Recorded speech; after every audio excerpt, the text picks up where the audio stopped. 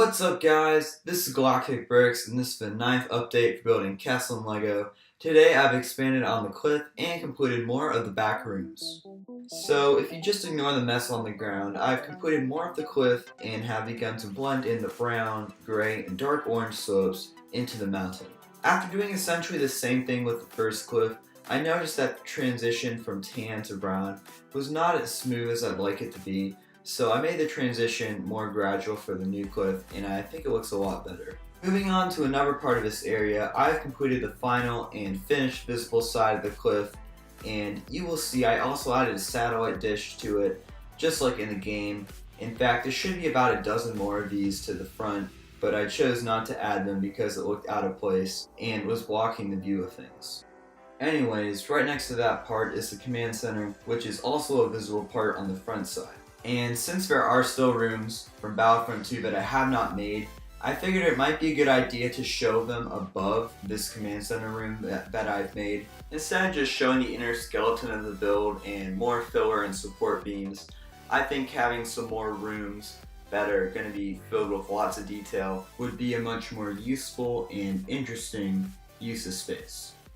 As I said before, in the beginning, I've also completed more of the back rooms, and I found doing these rooms very refreshing and very different from what I've been usually doing with Kessel, as most of the time I'm working on the Rockwork and filler, and just using different colors and parts is very refreshing.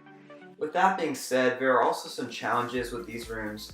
The biggest and most obvious one for me was the complex walls and fitting them into the room, and it's quite difficult. In fact, for Dryden's office, which is one of the rooms I was working on this week, I still haven't managed to fit the walls in just because it's such a complex design and very fragile that whenever I attempted to place it into the small room, it would usually fall apart, so I'm still working on that. On top of this, the actual wall is curved and has gold, a very uncommon color. In fact, you can see that I had to use several pieces, jumpers, tiles, and more to achieve that same shape, which was a gold line.